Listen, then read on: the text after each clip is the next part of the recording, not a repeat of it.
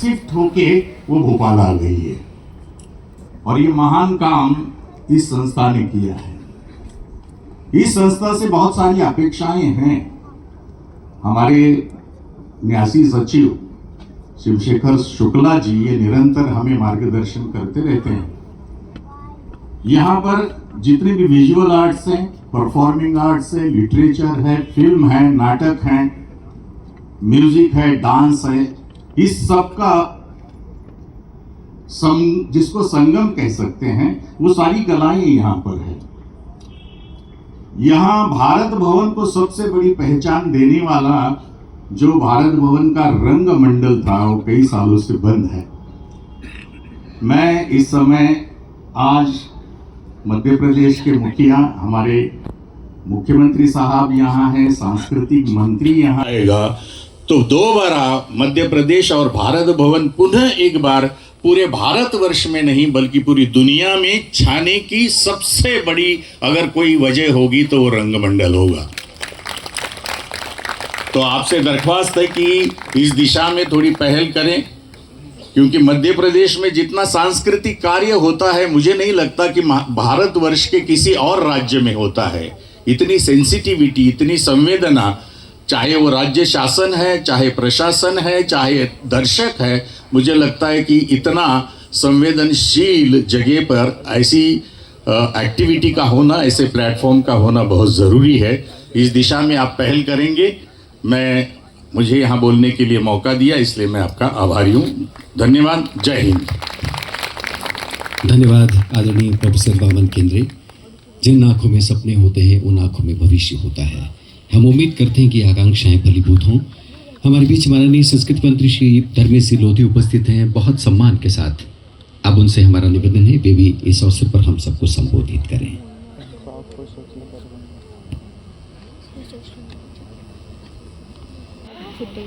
आज के इस कार्यक्रम में अपनी गरिमा में उपस्थिति दे रहे प्रदेश के यशस्वी मुख्यमंत्री, जो निरंतर कला और संस्कृति के क्षेत्र में अपनी गहरी रुचि रखते हैं, और हम सब सौभाग्यशाली हैं कि जो सांस्कृतिक कार्यक्रम होते हैं उसमें माननीय मुख्यमंत्री जी रुचिपूर्ण बात करते हुए अपना बहुमूल्य समय देते हैं। इस मंच के माध्यम से मैं उनको हृदय से आभार व्यक्त करता हूं कि आप ने अपना बहुमूल्य समय निकाला। आदरणीय मोहन यादव जी, हमारे संस्कृति विभाग के प्रमुख सचिव आदरणीय शिवशेखर जी, हमारे आदरणीय वामन केंद्रे जी, आदरणीय NP नामदेव जी, और इस भव्य आयोजन में राज्य शिखर सम्मान से सम्मानित होने वाली सभी विभूतियाँ, इस सभागार में उपस्थित कला प्रेमी, प्रबुद्धजन, मीडिया के बंधु, सभी को मेरे सभी का मैं बहुत बहुत स्वागत करता हूँ, वंदन करता हूँ, अभिनंदन करता हूँ। सबसे महत्वपूर्ण बात यह है कि आज भारत भवन की 43वीं वर्षगांठ भी हम मना रहे हैं, और उसके साथ साथ राज्य शिखर सम्मान अलंकरण समारोह का भी आयोजन यहाँ पर किया गया है। राज्य शिखर सम्मान अलंकरण समारोह में पुरस्कार प्राप्त करने वाली सभी विभूतियों को मैं बहुत बहुत बधाई देता हूँ, शुभकामनाएं देता हूँ। निश्चित रूप से आपने जो यात्रा की है वो अपने आप में अद्भुत और अविस्मरणीय यात्रा है।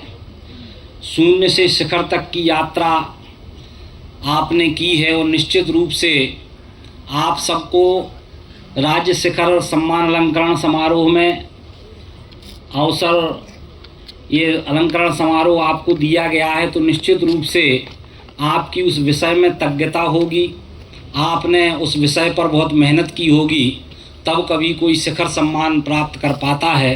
तो सभी विभूतियों को मैं इस मंच के माध्यम से बहुत बहुत बधाई देता हूँ। और हमारी संस्कृति बहुत महान है। हमारी संस्कृति एक समय में विश्व को दिशा दिखाने वाली संस्कृति थी। हम एक समय कहा जाता था कि भारत सोने की चिड़िया था, और आने वाले समय में फिर हम यशस्वी प्रधानमंत्री माननीय नरेंद्र मोदी जी के नेतृत्व में उसी भारत की ओर बढ़ रहे हैं जिसमें हम कहते थे कि एक समय हम विश्व गुरु हुआ करते थे। इस एक समय सारा ज्ञान विज्ञान का केंद्र भारत हुआ करता था। तो आज हम गर्व के साथ कहते हैं कि यशस्वी प्रधानमंत्री माननीय नरेंद्र मोदी जी के नेतृत्व में ये देश फिर से विश्व गुरु बनने की ओर बढ़ चला है। और हमारे माननीय मोदी जी कहते हैं कि 2047 तक हम अपने इस भारत देश को विकसित देश की श्रेणी में खड़ा करेंगे। इसी को ध्यान में रखते हुए हमारे यशस्वी मुख्यमंत्री डॉक्टर मोहन यादव जी भी इस संकल्प के साथ काम कर रहे हैं कि जब भारत विकसित होगा तो कहीं ना कहीं मध्य प्रदेश को विकसित प्रदेश की श्रेणी में लाकर हम खड़ा करेंगे। इसके लिए हमारे यशस्वी मुख्यमंत्री दिन रात प्रयत्न कर रहे हैं। मैंने तो देखा है कि जब से वो मुख्यमंत्री बने हैं कर्मठता से कर्मशीलता से निरंतर काम कर रहे हैं, और मध्य प्रदेश में निवेश कैसे आए इसके लिए वो निरंतर प्रयास कर रहे हैं। संभाग स्तर पर भी उन्होंने समिट आयोजित की, और अभी GIS के माध्यम से माननीय प्रधानमंत्री जी यहाँ पर होंगे। तो अपने आप में GIS के माध्यम से 3000 से भी ज़्यादा लोग उस निवेशक उस कार्यक्रम में आएंगे। तो अपने आप में मध्य प्रदेश देश का क्रमांक 1 का प्रदेश बनेगा। इस बात को लेकर हमारे यशस्वी मुख्यमंत्री निरंतर काम कर रहे हैं। मैं उनको बधाई देता हूं। और निश्चित रूप से हमारी संस्कृति बड़ी महान है।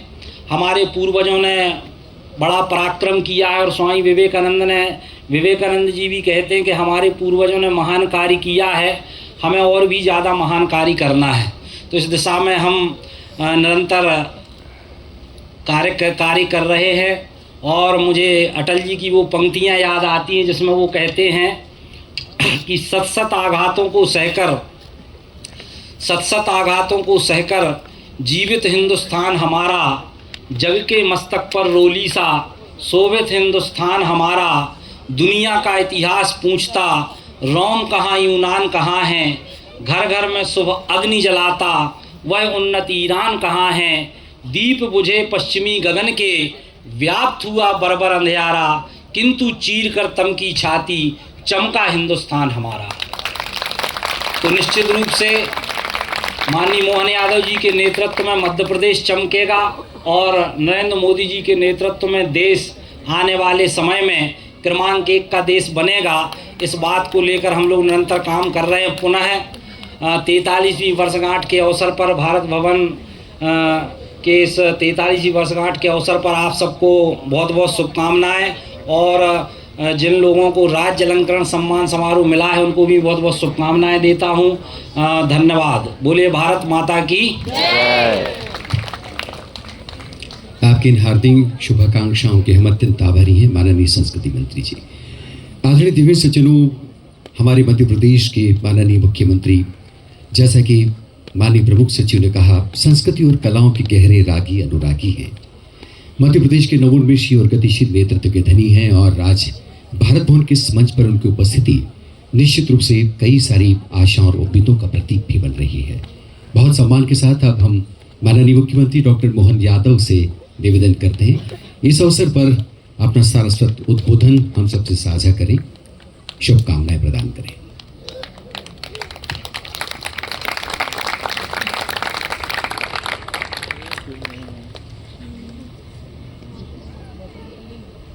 राज्य शिखर सम्मान 2000 यद्यपि चल तो हमारा 24-25 का साल है, लेकिन हाँ 22-23 से अभी तक का अपना लगातार कोविड के काल से कई कारणों से बीच में जो गैप हुआ है, उन सारी चीज़ों को आपने एक तरह से ये इस साल तक पूरा कर लिया है। एक बार जोरदार अभिनंदन कर दो अपनी इस भावना का, क्योंकि ये सरकारी हमारी झंझट हो सकती है, लेकिन कलाकारों के लिए एक एक दिन काटना मुश्किल जाता है कि ये कौन सी बात हुई। हम इतनी क्षमता, योग्यता, प्रतिभा और सारी चीज़ों के बाद इस फलक पर अपने आप को उस लायक समझते हैं, लेकिन सरकार को पता नहीं क्या क्या हो जाता है। देखो मेरी बात का समर्थन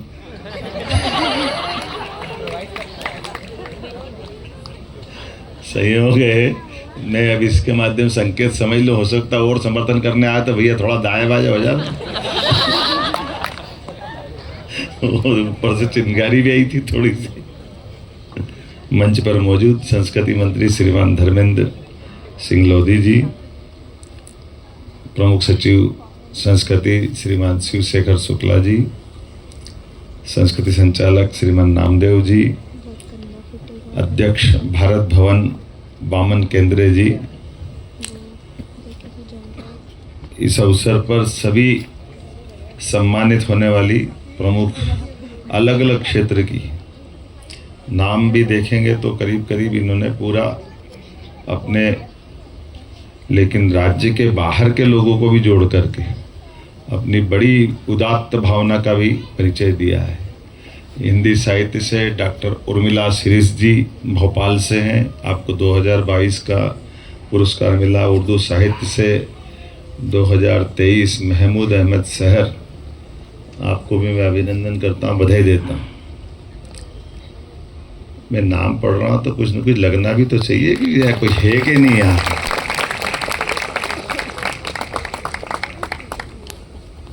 हमारे लिए सौभाग्य की बात है, संस्कृत साहित्य के डॉक्टर मिथिला प्रसाद जी यहाँ नहीं हैं, लेकिन गोविंद दत्तात्रेय गंधे जी को डबल मिला तो डबल ताली चाहिए इनके लिए। मिथिला प्रसाद जी कुंभ मेले में है तो स्वाभाविक रूप से उनका एक बार मिला है उनको, और दूसरी बात उनके अपने खुद के योगदान से भी मिला। तो मैं मान के चलता हूँ कि गंधे जी ने सुगंध फैलाई, मैं अपनी ओर से बधाई दूंगा उनको भी। शास्त्रीय संगीत की विदुषी कल्पना झोकरकर जी इंदौर 2022, 2023 विदुषी शाश्वती मंडल दिल्ली, आपका भी अभिनंदन। शास्त्रीय नृत्य सुश्री मोहिनी मोघे जबलपुर 2022, 2023 विदुषी भारत होम्बल भोपाल से, आपका भी अभिनंदन। रूपंकर कलाएं 2022 श्री ईश्वरी रावल इंदौर, और 2023 हरि भटनागर जी बड़ौदा। नाटक 2022 श्री राग जोग इंदौर, और सतीश दवे जी उज्जैन। मैं आपको भी बधाई देना चाहूँगा, 2023 का आपको मिला है। दुर्लभ वाद्य में पंडित सुनील पावगी जी 2023 का आपको सम्मान मिला, ग्वालियर के आप कलाकार हैं, आपका अभिनंदन। जनजातीय एवं लोक कलाएँ 2022 राम सिंह उर्वेती पाटनगढ़, और 2023 कैलाश सिसोदिया जी धार। मैं आप सबके प्रति अपनी ओर से बधाई देता हूँ, शुभकामना देता हूँ। हमारे लिए सौभाग्य की बात है, राज्य स्तर के अलंकरण समारोह में अलग अलग प्रकार की प्रतिभाएं यहाँ विराजमान हैं। ऐसे में हमारे वामन केंद्र जी ने एक बात कही है कि भारत भवन रंगमंडल के कारण से जाना जाता था पूरे देश में, और मैं अभी ऐसे ही विनोद में पूछ रहा था कि मध्य प्रदेश के ज्ञात इतिहास में से सबसे बड़ा कलाकार कौन हुआ है। मध्य प्रदेश से संबंध अगर आता है तो किसका संबंध आता है? लता मंगेशकर, ठीक है, और हैं किशोर कुमार, और हैं कालिदास। जोर से बोले, अच्छी बात है। कुमार गंधर्व, कोटा खत्म। कलाकार कहते हुए कला कितनी है, इस पे जाना पड़ेगा। हाँ जोशी जी, ठीक है। कलाएं कुल कितनी है?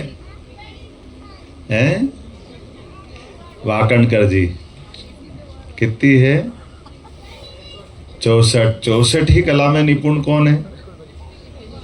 लो बताओ, आपको सबको मालूम और भूल ही गए। जोरदार अभिनंदन करो, हमारे लिए सौभाग्य की बात। कलाकारों की बात निकलेगी तो भारतवर्ष में कोई राज्य अगर गौरवान्वित है तो मुझे इस बात की समृद्धि के लिए आप सबको बधाई दूंगा। हाँ, हमारा मध्य प्रदेश उस बड़े इतिहास को समेटे हुए अपने हृदय में है, जहाँ एक व्यक्ति 64 कला, 14 विद्या, सभी उपनिषद, सभी वेद, सब में निष्णात है। और कलाकार की कला की विशेषता है कि कला जब जीवन में जैसी जहाँ आवश्यकता हो वो कला अपने आप बोलती हुई नजर आना चाहिए। हमें गर्व है इस बात का कि हमारे अपने यहाँ जितने आपने नाम लिए कमोबेश सब उस स्तर के कलाकार हैं और उनकी भावना भी वैसी है, उनके तरीके भी वैसे ही। अब कुमार गंधर्व की अगर बात कही आपने तो कुमार गंधर्व की तो यात्रा ही ऐसी हुई है इस मध्य प्रदेश की धरती से। मूल रूप से वो कर्नाटक के कलाकार थे, उनका पूरा तरीका, उनका अपनी सीखी विधा, वो दुनिया सब अलग प्रकार की थी। कहाँ से बीमारी ने कहाँ घर घेरा और घर से एक तरह से जान बचाने के या उस कष्ट से निजात पाने के लिए वो देवास आए और देवास आके वो उनने अपनी दूसरी लाइन पकड़ी और कुमार गंधर्व का एक तरह से पुनर्जन्म हुआ और विश्व मान्य अगर हुए तो हमारी मध्य प्रदेश की धरती से हुए हमारे, इसलिए ये भी सौभाग्य की बात, उनका अपना जो रूप देखा जाता है। तो मैं मान के चलता हूँ कि ये ऐसे एक नहीं कई सारे। लता मंगेशकर जी के बारे में बात आती है, मूल रूप से लता मंगेशकर जी, मोहम्मद रफू जी, किशोर कुमार भी उसी में मान लो, पर वो थोड़ा सा बच के निकल रहे थे, मुकेश, मूल रूप से ये सब आए तो कला की दूसरी दुनिया से थे। ये अपने गायक तो फिर बाद के एक नए दौर में निकल गए, अदरवाइज तो सब अभिनय की दुनिया वाले लोग थे। उस समय दौर ऐसा था कि कलाकार को गाना भी पड़ता था, तो गाते गाते कहाँ से कहाँ टर्न हुआ, जिंदगी का कौन सा फलसफा है। और किशोर कुमार जी के बारे में तो उनने स्वयं ने ही कहा है कि उनको गाने का मज़ा आता लेकिन अपना चेहरा छिपाने का मज़ा आता था। बाद में हमने पड़ोसन में भी देखा था उनको, है ना, पर्दे के पीछे से किसी को आवाज़ देना, सच्चे अर्थों में वो अपनी जो उनकी प्रतिभा थी। तो किशोर कुमार के बड़े भाई अशोक कुमार उनको मार ठोक करके अभिनेता बनाना चाहते थे और वो उल्टे सुल्टे गा गुआ के भागना चाहते थे। तो वो अपने अभिनय में उस तरह की, जब उनको कैमरे के सामने लाओ पकड़ पकड़ के, तो वो ऐसा अभिनय करते थे कि जान छूट जाए और पता नहीं क्या हो। इसलिए एक बार की तो और ही हिट है उनके बारे में। तो ऐसा माना जाता है कि वो कलाकार थे, लेकिन कलाकार कैसा कोमल भाव का और क्या क्या प्रश्न उत्तर ढूंढता है उसकी आत्मा जानती। वो सोचता मैं गाऊं, अपनी मेहनत करूं, बड़ी मुश्किल से अपनी कला से पैसा कमाऊं, ये इनकम टैक्स वाले फालतू क्यों पैसा ले जाते। वो भारी विरोधी थे इस बात के कि मैं अपनी मेहनत से लाता हूँ, इनकम टैक्स वाले फालतू 30% 40% काट देते, तो कैसे भी करके मैं इनकम टैक्स बचाऊँ। वो इतने जिद के पक्के थे कि अपने तीनों भाई को इकट्ठे करा। उनको मालूम पड़ा कि इनकम टैक्स कैसे बचेगा, तो उनने कहा अपन ऐसा कोई काम करो जिसमें घाटा हो जाए तो उसमें बता देंगे कि घाटा हो गया, तब टैक्स बच जाएगा, तब टैक्स की घाटा हो गया। तुमने एक तरीका लगाया, तीनों भाई अशोक कुमार, अनूप कुमार, किशोर कुमार, तीनों ने, उसमें किशोर कुमार मुख्य भूमिका के थे। उन्होंने फिल्म बनाई चलती का नाम गाड़ी। वो आड़ी टेढ़ी ऊंची नीची ये वो करके कैसी फिल्म बन जाए बढ़िया, और बढ़िया क्या बन जाए, वो बैठ जाए तो घाटा उधर बता दे। दुर्भाग्य वो इतनी चली पिक्चर के फिर टैक्स लग गया। वो पिक्चर बहुत सफल हो गई। तो कभी कभी ये भी परमात्मा का ये आनंद भी है। लेकिन मैं मान के चलता हूँ कि जब हमारे यहाँ अखिल भारतीय स्तर के बहुत बड़े स्वनाम धन्य वामन जी ने कोई बात कही है तो खाली तो नहीं जाएगी। तो मैं मान के चलता हूँ कि हमारे अपने भारत भवन के रंगमंडल को पुनर्प्रारंभ किया जाता है, ये मैं घोषणा करता हूँ।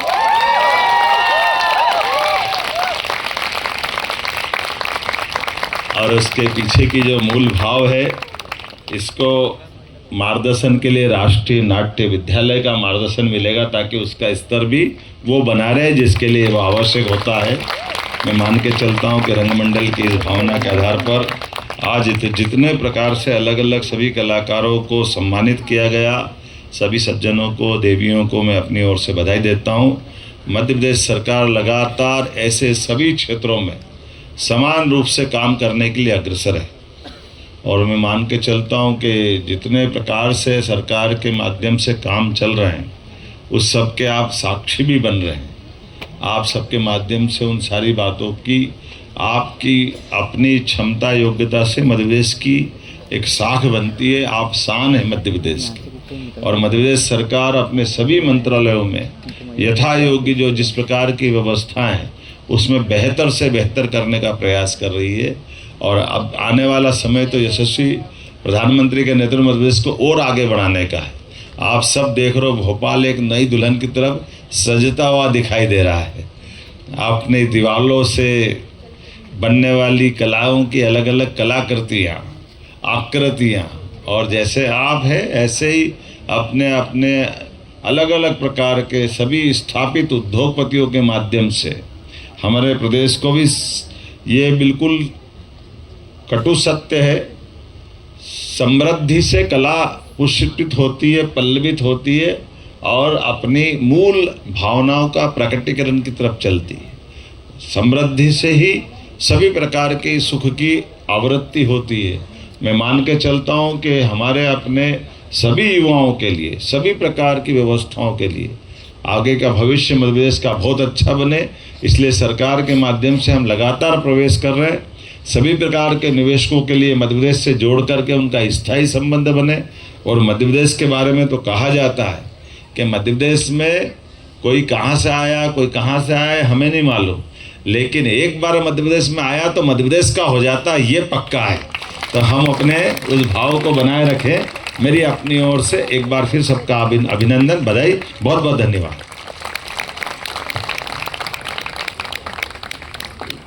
धन्यवाद माननीय मुख्यमंत्री जी।